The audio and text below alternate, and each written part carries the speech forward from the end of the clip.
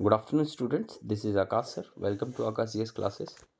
आज एक टॉपिक करने वाले हैं हम लोग, या एक चैप्टर है हमारा, chapter number 7, composition and structure of atmosphere. बड़ा ही इंटरेस्टिंग टॉपिक है ये वाला। ठीक है, कॉम्पोजिशन मतलब संगठन और स्ट्रक्चर मतलब ढांचा। किस तरह से वायुमंडल का निर्माण हुआ उसको थोड़ा सा हम समझेंगे। ठीक है, या वायुमंडल से संबंधित सभी प्रॉब्लम्स को हम सॉल्व करेंगे। अगर मैं नॉर्मली बात करूं तो ये हमारी, हम पृथ्वी मान लेते हैं इसको। तो पृथ्वी के चारों ओर कुछ लेयर्स हैं।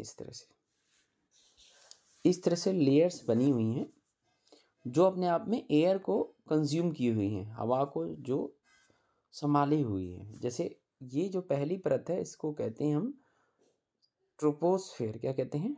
ट्रोपोस्फेयर। दूसरी परत है स्ट्रेटोस्फेयर। तीसरी परत को हम मीजोस्फेयर कहते हैं। चौथी को थर्मोस्फेयर। और 5 जो लास्ट मोस्ट है उसको एक्सोस्फेयर कहते हैं। ठीक है, इन सभी परतों में, इन सभी लेयर्स में गैसेस हैं। ठीक है, हवा हैं। ठीक है, जो पृथ्वी को चारों ओर घेरे हुए हैं। अब एक इम्पॉर्टेंट बात आती है कि जो एटमॉस्फेयर है, वायुमंडल है, उसमें उसका निर्माण कैसे हुआ। उसके लिए सबसे पहले मेन हमें समझना होगा ग्रेविटी को। हमें पता है जिस अर्थ पर, जिस प्लानेट पर ग्रेविटी है, वहाँ पर हवाएं जो हैं स्थिर हो सकती हैं। विदाउट ग्रेविटी कोई भी हवा स्थिर नहीं हो सकती है। तो सबसे पहला कॉज है ग्रेविटी।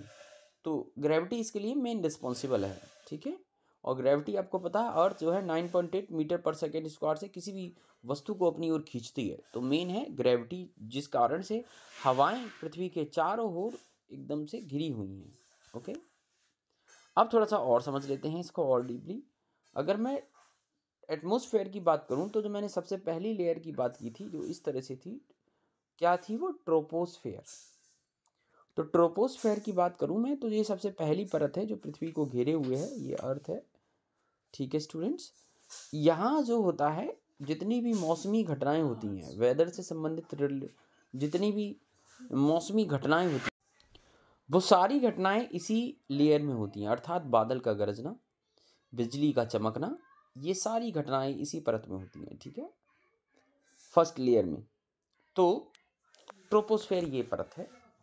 सेकेंड लेयर हमने बात की थी स्ट्रेटोस्फेयर। क्या बात की थी? ये दूसरी लेयर है स्ट्रेटोस्फेयर, जो पृथ्वी को इस तरह से घेरी हुई है। स्ट्रेटोस्फेयर, यहाँ पे ना कांस्टेंट की तरह स्थिति होती है, एकदम स्थिर रहता है ना। तापमान और हवाएं एकदम स्थिर रहती हैं। इसीलिए इसको समताप मंडल भी कहते हैं। समताप मंडल, जहाँ तापमान स्थिर हो, जहाँ पर कोई भी मौसमी घटनाएं ना होती हों, इसलिए यहाँ पे वायुयान या एरोप्लेन इसी परत में उड़ाया जाता है। ठीक है, आगे मीजोस्फेयर है, मध्य मंडल है। मीजोस्फेयर, अगर हम मध्य मंडल की बात करें स्टूडेंट्स, जैसे अगर ये मीजोस्फेयर है, एम फॉर मीजोस्फेयर हम मान लेते हैं, तो स्टूडेंट्स जो मीजोस्फेयर है हमारा, तो मीजोस्फेयर की एक खास विशेषता है कि यहाँ पे एक गैस पाई जाती है O3। ठीक है, ओजोन गैस पाई जाती है। और जो O3 गैस होती है वो सूर्य से आने वाली अल्ट्रा वायलेट जो रेज होती हैं उनको इंटरप्ट करती है। इस कारण से पृथ्वी पर अल्ट्रा वायलेट रेज नहीं आ पाती हैं और हम लोग आराम से सर्वाइव कर पाते हैं। ये यूवी रेज जो होती हैं, परावैंगनिक किरणें, ये इंसान के लिए हानिकारक किरणें होती हैं, जिसके कारण बहुत गंभीर बीमारियां भी हो सकती हैं, यहाँ तक कि स्किन कैंसर भी हो सकता है। ठीक है, तो इस तरह से जो एटमॉस्फेयर है हमारी सुरक्षा करता है। एटमॉस्फेयर के कंपोजिशन की अगर हम बात करें स्टूडेंट्स, तो एटमॉस्फेयर का जो कंपोजिशन हुआ है उसमें मेनली सबसे ज़्यादा जो गैस पाई जाती है नाइट्रोजन, जिसमें 78% नाइट्रोजन है, 78% नाइट्रोजन है। ठीक है, अगर हम ऑक्सीजन की बात करें विद्यार्थियों, तो इसमें लगभग लगभग 23 पॉइंट कुछ परसेंट ऑक्सीजन है, या कहीं कहीं पे 24% भी लिखा रहता है ऑक्सीजन है। और अगर हम कार्बन डाइऑक्साइड की बात करें तो लगभग लगभग हमारा 0.03% कार्बन डाइऑक्साइड है। ठीक है, 70 और 81 और 8 3 11। ठीक है, इस तरह से इसमें गैसेस का कंपोजिशन है। और भी अन्य गैसेस पाई जाती हैं स्टूडेंट्स। हालांकि अब जो है कार्बन डाइऑक्साइड की मात्रा बढ़ गई है। ठीक है, जैसे जैसे भाई ये पॉल्यूशन बढ़ता जा रहा है, ऐसे ऐसे कार्बन डाइऑक्साइड की मात्रा बढ़ती जा रही है, और उसी को हम लोग ग्लोबल वार्मिंग का रूप देते हैं। ठीक है स्टूडेंट्स, जो ग्लोबल वार्मिंग हम लोग देखते हैं। अब थोड़ा समझते हैं स्टूडेंट्स कि जो हमारा एटमॉस्फेयर है वो इतना इम्पोर्टेंट क्यों है? बता, हम लोग इंसान ना एक प्रेशर झेलते हैं, उसको कहते हैं एयर प्रेशर। P=एयर प्रेशर, एक एयर प्रेशर झेलते हैं हम लोग, हवा जिसको वायु दाब कहते हैं। बिना वायु दाब के हम जीवित नहीं रह सकते हैं, है ना? क्योंकि बिना वायु दाब के इंसान का जीना जीना बिल्कुल कल्पना नहीं की जा सकती है उसकी।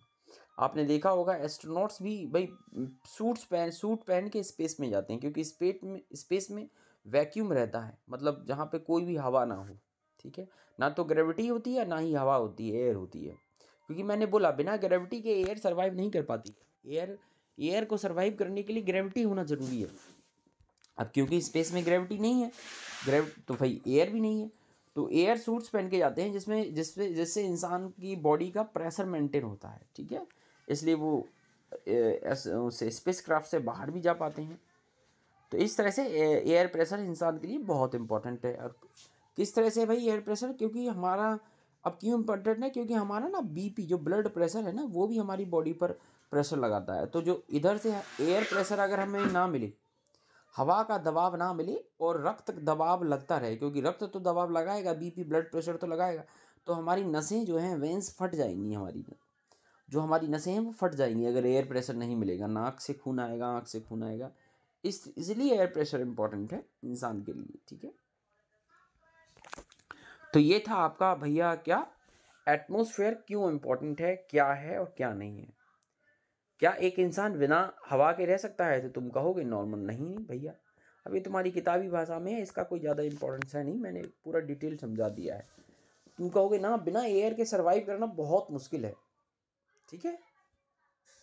The air an integral part of the earth mass, 99% of the total mass of the atmosphere is confined eight the height of 32 kilometre. 32 kilometre, मतलब टोटल एयर का मतलब 99% जो हवा है वह 32 किलोमीटर की ऊंचाई तक ही है, ठीक है? द एयर इज कलरलेस, सबको पता है एयर का कोई कलर नहीं होता है, ठीक है बच्चों? आगे चलते हैं। कॉम्पोजिशन, अगर हम एटमॉस्फेयर के कॉम्पोजिशन की बात करें, मैंने बता दिया कॉम्पोजिशन कौन कौन सी गैसेस पाई जाती हैं, ठीक है? अब आप इसमें हाइट के अकॉर्डिंग देख लेना। Oxygen will almost B negligible in the quantity at the height of 120 kilometre. अगर आप पृथ्वी से, मान लो ये अर्थ है, यहाँ से आप 120 किलोमीटर की ऊंचाई तक जाते हो, तो यहाँ पे ऑक्सीजन नेग्लिजिबल है, O2 यहाँ पे नहीं मिलेगा आपको, ना के बराबर है। Similarly carbon dioxide and water vapour are found only up to 90 kilometre from the earth surface, सिर्फ 90 किलोमीटर तक है। जैसे the proportion gases changes in the higher layer of the atmosphere in such a way that the oxygen will be almost in negligible quantity at the height of 120 kilometre. इसी तरह से जो आपका carbon dioxide और water vapour है वो सिर्फ 90 kilometre की ऊंचाई तक पाए जाते हैं, ठीक है, एटमॉस्फेयर में। ये कुछ बता रहा है। आगे गैसेस तो मैंने आपको बता ही दी हैं भाई, कौन कौन सी गैसेस कितनी कितनी मात्रा में पाई जाती हैं, ठीक है? और मैंने ये भी बता दिया भाई ग्रीन हाउस गैस कौन कौन सी होती हैं। It is largely responsible for the green house effects के लिए, ठीक है? तो थोड़ा सा और पढ़ लेते हैं। Carbon dioxide is a meteorologically is a very important gas as it is transparent to the incoming solar radiation but opaque to the outgoing terrestrial radiation. भाई सब क्या लाइन लिखी है, देखो भाई। लोग सोचते होंगे कार्बन डाइऑक्साइड का होना क्या मतलब है एटमॉस्फेयर में, तो भाई कार्बन डाइऑक्साइड का होना भी बहुत ज़रूरी है एटमॉस्फेयर में। देखो सूरज से आने वाली जो किरणें होती हैं भैया, अगर अर्थ के एटमॉस्फेयर में कार्बन डाइऑक्साइड होती ना, ठीक है, तो फिर जो जो CO2 है ना वो हीट को एब्जॉर्ब करके रखती है, ठीक है? जो सोलर रेडिएशन यहाँ पे बोल रहा है मतलब हीट को एब्जॉर्ब करके रखती है। अगर CO2 ना होती अगर हमारे एटमॉस्फेयर में, तो जैसे ही दिन के टाइम तो सही रहता, लेकिन रात जैसे ही सूरज डूबता या पृथ्वी एक और घूमती, जिस साइड डार्क साइड होती वहां एकदम से वो साइड एकदम से बर्फीली हो जाती, क्योंकि कार्बन डाइऑक्साइड एटमॉस्फेयर में नहीं है। इसीलिए जो हीट है वो आके तुरंत लौट जाती, जब तक सूरज होता तब तक हीट रहती, सूरज के जाते ही हीट तुरंत क्या करती, लौट के चली जाती, क्योंकि कार्बन डाइऑक्साइड हीट को होल्ड करके रखती है, ठीक है? इसलिए CO2 इंपॉर्टेंट है। ओके। ये कह रहा है it observe the part of terrestrial radiation. Terrestrial का मतलब घबराना मत, टेरेस्ट्रियल क्या है, देखो मरकरी, वीनस, अर्थ और मार्स, ये 4 प्लानिट टेरेस्ट्रियल प्लानिट हैं, ठीक है, जिन पर हम कदम रख सकते हैं, जिन पर सॉलिड लैंड पाई जाती हो, ठोस जमीन पाई जाती हो। बाकी सारे प्लानिट गैसेस से बने हैं। Okay students, the volume of other gases is constant. अन्य गैसेस के बारे में मैंने पहले ही पढ़ा दिया है, ठीक है। अब ओजोन के बारे में भी मैंने पढ़ा दिया, जो एक इम्पॉर्टेंट लेयर है, जो कि 10 से 50 किलोमीटर अबव तक पाई जाती है पृथ्वी के सरफेस पर, और जो यूवी रेज को इंटरैप्ट करती है, ये भी बता दिया हमने। वाटर वेपर थोड़ा सा हम समझते हैं। Water vapour is also a variable gases in the atmosphere. भाई वाटर वेपर मैंने आपको एक बताया था, मीना का जलवा करके, मीना का जलवा, ये ग्रीन हाउस गैसेज है। मीना का जलवा कैसे भैया, मी फॉर मीथेन मैंने पढ़ाया था आपको, methane, N for nitrous oxide students, C for carbon monoxide, और जलवास मीन्स होता है वाटर वेपर। तो आप इस ट्रिक को याद करके ग्रीन हाउस गैसेस को भी याद कर सकते हो, ठीक है, जो अर्थ के टेम्परेचर को बढ़ाने के लिए रिस्पॉन्सिबल होती है। Water vapour is also variable gas in the atmosphere which decreases with altitude. भाई वाटर वेपर ऊंचाई के साथ कम होता जाता है, ठीक है, ये सबको पता है। It may be account for 4% of air volume, लगभग 4% है टोटल एयर वॉल्यूम का। While in the dry and cold areas, desert and other polar regions, it may be less than other % of the air. भाई इसकी quantity अलग अलग है भाई, है ना, पोलर रीजन्स में अलग है, डेजर्ट एरिया में अलग है, ध्यान रखना ये वाली बात। Water vapour also decreases from equator towards the pole, ये इंपॉर्टेंट लाइन है। जो वाटर वेपर है वो कम होता जाता है इक्वेटर से, जैसे ही हम पोल की तरफ जाते हैं वाटर वेपर कम होता जाएगा, सबको पता है। पोल जो होते हैं, जैसे ये नॉर्थ पोल और ये साउथ पोल, यहाँ पे हमेशा बर्फ जमी रहती है, और यहाँ पे सूरज की किरणें डायरेक्टली नहीं पहुँच पाती। सूरज की किरणें इक्वेटर पर सीधे सीधे पहुँचती हैं, ठीक है। तो जब इक्वेटर पर सीधे सीधे पहुंचेंगी तो यहाँ पे ही तो सबसे ज़्यादा वाटर वेपर होगा, क्योंकि वाटर वेपर होता क्या है भाई, टेम्परेचर के बढ़ने से जो आपके पानी के कण हैं वो पानी का जलवाष्प के रूप में शोषित हो जाना, ठीक है, यही तो है। अब भैया जहाँ सूरज की किरणें पहुँचती नहीं है तो वाटर वेपर कहाँ से होगा, ठीक है।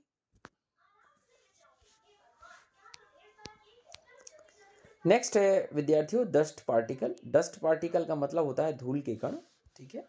तो धूल के कण आप जनरली जानते होंगे, ये भी एक हमारे एटमॉस्फेयर का ही पार्ट बन गए हैं। और आजकल तो इतना डस्ट पार्टिकल एटमॉस्फेयर में हो रहा है कि भाई पृथ्वी, जब एस्ट्रोनॉट्स देखते हैं भाई इंडिया को, देखते हैं भारत को, तो पूछो ही मत कंडीशन, क्या कंडीशन है हमारे देश में डस्ट पार्टिकल की, ठीक है स्टूडेंट्स।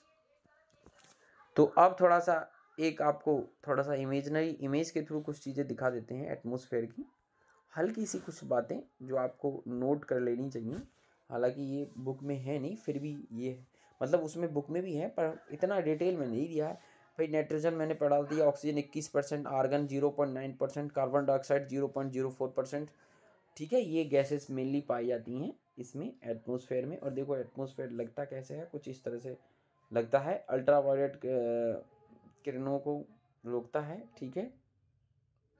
अगर पूछे एटमॉस्फेयर की definition, is a layer of gases that involve astronomical object, ठीक है, held in place by the gravity of the object. जैसे मैंने बताया एक लेयर होती है जो गुरुत्वाकर्षण बल के द्वारा एक जगह एक डटी रहती है। तो कुछ इस तरह से एटमॉस्फेयर हमें दिखना चाहिए, इस तरह से दिखता है एटमॉस्फेयर, ये पूरा एटमॉस्फेयर, ठीक है स्टूडेंट।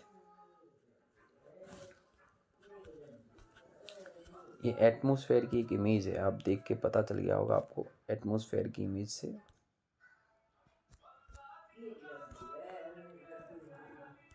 नेक्स्ट इमेज को अगर हम देखें, ये वाली इमेज को थोड़ा ध्यान से देखिए बच्चों, ये देखो भाई, जैसे हमने क्या किया, ये एक इमेज ले ली, यहाँ पे पृथ्वी हमारी ये है, ध्यान से देखना, ये हमारी अर्थ है, ये रही अर्थ, ये रही हमारी एटमॉस्फेयर की लेयर, देखो वाटर वेपर है ना, ये एटमॉस्फेयर की लेयर को दिखाया, ammonia, methane, oxygen, nitrogen, carbon dioxide, है ना, ये कुछ इस तरह से दिखाया। ये अन्य प्लानिट दिखाया, डिफरेंट डिफरेंट प्लानिट देख, ओके। अब आते हैं, हमारा जो चल रहा था टॉपिक डस्ट पार्टिकल, तो हम लोग बात कर रहे थे ना डस्ट पार्टिकल, धूल के कणों के बारे में। कितने धूल के कण बढ़ते जा रहे हैं, हम लोग बिना सोचे समझे ऐसा अपनी पृथ्वी को बर्बाद करते जा रहे हैं। ठीक है, तो डस्ट पार्टिकल पढ़ लेना, कुछ नहीं है, नॉर्मल जो भी हैं polar regions. Atmosphere has a sufficient capacity to keep a small solid particle, भाई इतनी कैपेसिटी होती है एटमोसफेयर में कि small solid particle, dust particle small होते हैं, छोटे होते हैं, सॉलिड होते हैं, ठोस होते हैं, और पार्टिकल मतलब कण होते हैं, यही तो है।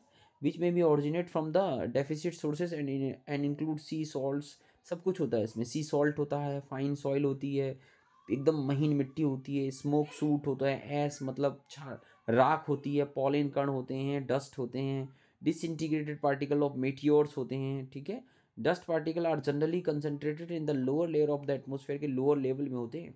येट कन्वेंशनल एयर कण, इससे सबसे ज़्यादा प्रॉब्लम हो सकती है इंसान को, फेफड़े संबंधित बीमारियां जो होना। एटमोसफेयर में जितने ज़्यादा डस्ट पार्टिकल होते जाएंगे, बीमारियां उतनी ही बढ़ती जाएंगी। ठीक है, तो ये नॉर्मल है, ऐसा मुझे कुछ खास नहीं लग रहा है इसमें डस्ट पार्टिकल वाला टॉपिक। स्ट्रक्चर ऑफ एटमोसफेयर को थोड़ा सा हम लोग पढ़ लेते हैं, स्ट्रक्चर ऑफ एटमोसफेयर, क्योंकि ये इंपॉर्टेंट लग रहा है मुझे। ये है ही है नॉर्मल इंपॉर्टेंट। जैसा कि मैंने बोला था, एटमोसफेयर की ना डिफरेंट डिफरेंट लेयर हैं स्टूडेंट्स, तो डिफरेंट डिफरेंट लेयर्स को हम एक इमेज के थ्रू देख लेंगे, पढ़ लेना आप लोग। मैंने पहले ही पढ़ा दिया था ट्रोपोस्फेयर। तो ट्रोपोस्फेयर लगभग लगभग 0 से 13 किलोमीटर की ऊंचाई तक पाई जाती है ना। एवरेज हाइट इसकी 13 किलोमीटर होती है। जो पहली लेयर है वो पृथ्वी से 13 किलोमीटर की ऊंचाई तक होती है। ठीक है, that troposphere is the lower most layer of the atmosphere, it is average height is 13 kilometre and extend रफली to the height of 8 kilometre near the poles. लेकिन पोल्स के पास सिर्फ 8 किलोमीटर तक ही होती है, ध्यान रखना। पोल्स के पास सिर्फ 8 किलोमीटर तक ट्रोपोस्फेयर होता है, बाकी जगह रफली 13 किलोमीटर तक पाया जाता है, कहीं कहीं पर 18 किलोमीटर भी पाया जाता है। इक्वेटर पर 18 किलोमीटर पाया जाता है, इक्वेटर पर इसकी सबसे ऊंचाई ज़्यादा पाई जाती है 18 किलोमीटर, और एवरेज अगर कोई पूछे तो 13 किलोमीटर इसकी एवरेज हाइट है। ठीक है, ट्रोपोस्फेयर की। अब जैसा मैंने बता दिया, इसमें सब कुछ इसी में होता है, ट्रोपोस्फेयर में इसमें सब कुछ इसी में होता है। डस्ट पार्टिकल इसमें होते हैं, मौसमी घटनाएं इसमें होती हैं, बादल का चमकना, बिजली का गरजना, सब कुछ इसी में होता है। ये जो एटमॉस्फेयर का सबसे थिक पार्ट है, क्या है, सबसे थिक पार्ट है, सबसे मोटा पार्ट है, इसलिए यहाँ पे फ्रिक्शन भी सबसे ज़्यादा होता है। इसलिए एस्ट्रोनॉट्स को जब वो प्लेन ऐसे लाते हैं तो इस लेयर को पार करने में सबसे ज़्यादा परेशानी होती है, क्योंकि फ्रिक्शन के कारण, हमें पता है फ्रिक्शन के कारण क्या हीट निकलती है। ठीक है, ऊष्मा निकलती है, हीट निकलती है। तो जो कल्पना चावला वाला प्लेन था वो इसी तरह से क्रैश हुआ था, क्योंकि ट्रोपोस्फेयर में आते ही उसकी जो उसमें जो क्रैक था वो और ज़्यादा फ्रिक्शन के कारण गर्म हुआ और वो पूरा का पूरा ब्लास्ट हो गया। तो ये याद रखिएगा, जो प्लेयर जितनी ज़्यादा थिक होगी वहाँ पे फ्रिक्शन भी उतना ही ज़्यादा होगा जब कोई किसी दूसरे ऑब्जेक्ट को आप वहाँ से गुजारोगे, है ना। इसीलिए यहाँ पे एक इंपॉर्टेंट टॉपिक है जो एग्जाम में आता है, the temperature in this layer decreases at the rate of 1 degree centigrade for every 165 kilometre of height. भाई एटमॉस्फेयर के अगर बारे में बात करें तो प्रति 165 मीटर की हाइट पे, ध्यान रखना, प्रति 165 मीटर की ऊंचाई पर 1 डिग्री सेंटीग्रेड गिरता जाता है। ठीक है, 1 डिग्री सेंटीग्रेड तापमान गिरता है। जब हम ट्रोपोस्फेयर की लेयर में जाते हैं तो तापमान पहले गिरता है। ठीक है, ठंड लगती है इस लेयर में। This is the most important layer for the all biological activity के लिए सबसे इंपॉर्टेंट लेयर है स्टूडेंट्स। बहुत ही अच्छा, अब आगे चलते हैं। The zone separating the troposphere from stratosphere is known as troposphere. ठीक है, जो जोन ट्रोपोस्फेयर और स्ट्रेटोस्फेयर को अलग करते हैं उसको ट्रोपोपॉज कहते हैं। ठीक है, the air temperature at the tropopause is about -1। यहाँ पे जो टेम्परेचर होता है वो होता है -80 डिग्री सेंटीग्रेड। अब लगाओ कितनी ठंड है। तो सब कुछ भाई किसी न किसी प्राकृतिक घटना के अकॉर्डिंग ही हो रखा है, सब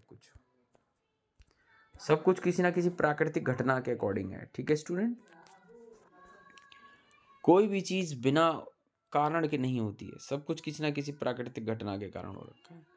तो अगर हम यहाँ पे देखें ये वाली बात जो मैंने अभी बोला था कि भाई यहाँ पे जो टेम्परेचर है वो आपका -80 डिग्री सेंटीग्रेड होता है, -80 डिग्री सेंटीग्रेड। भाई सोचने लायक बात है, -80 डिग्री सेंटीग्रेड क्योंकि यहाँ पे इसका मतलब है कोई भी चीज़ जब यहाँ पे आएगी और यहाँ पे जैसे ही अंदर आएगी, यहाँ पे टेम्परेचर एकदम से कम होता है, तब वो जो फ्रिक्शन पैदा होता है उसके में यहाँ पे जो 4 लेयर को वो पार करते हुए आती है, तो फ्रिक्शन तो पैदा होगा, तो हीट भी पैदा होगी।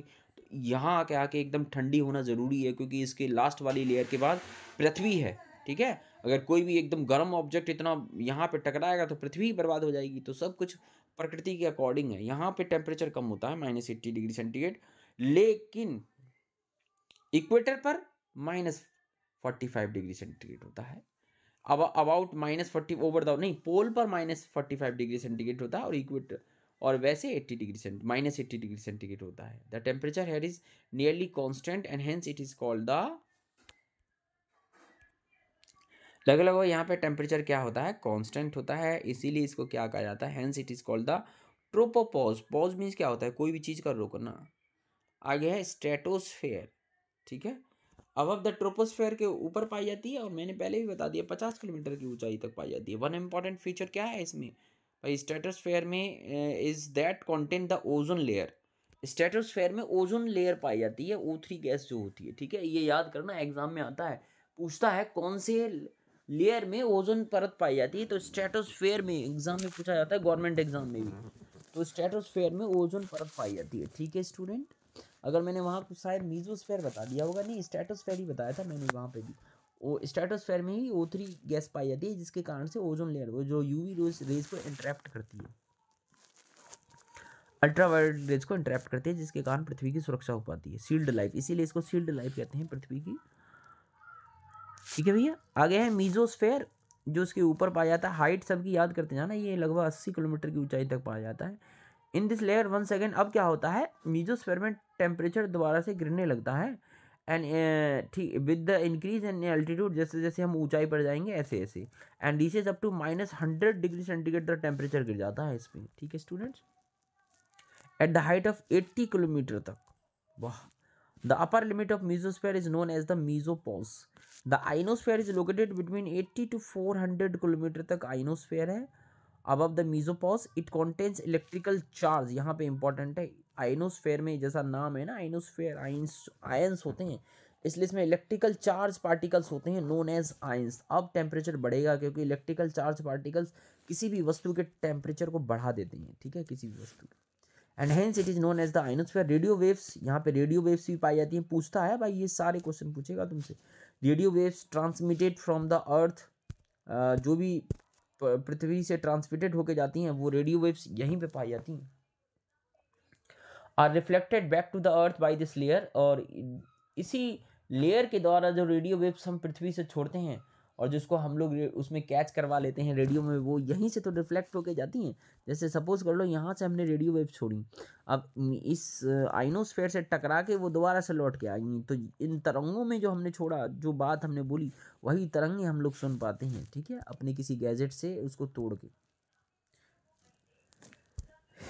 टेम्परेचर है स्टार्ट्स इंक्रीजिंग विद हाइट्स, यहाँ पे टेम्परेचर तो बढ़ेगा, क्योंकि आयन पाए जाएंगे तो टेम्परेचर बढ़ेगा। The upper most layer of thermosphere, thermosphere में तो भैया टेम्परेचर हद से ज़्यादा ही होता है, इज नोन एज, ठीक है, अपर मोस्ट लेयर को थर्मोस्फेयर कहते हैं। यहाँ तक हम लोगों ने कर लिया बच्चों। और एक और लेयर होती है जो एकदम बाहर होती है, उसको एक्सोस्फेयर कहते हैं। This is the highest layer but is very little known about it, बहुत कम जाना गया है इस लेयर के बारे में, ठीक है। Whatever contents here are this extremely rare fit in this layer and it is gradually merges with outer space से जुड़ी हुई थी, ऐसा इसमें, इसलिए ऐसा कुछ नहीं है इसमें। Although all the layers of atmosphere must be increases influence on the geographers are concern with the first 2 layer से ज़्यादा जोग्राफर कंसर्न है, प्रभावित हैं, ठीक है स्टूडेंट्स। तो आज के लिए इतना काफ़ी है इस चैप्टर में। Thank you very much.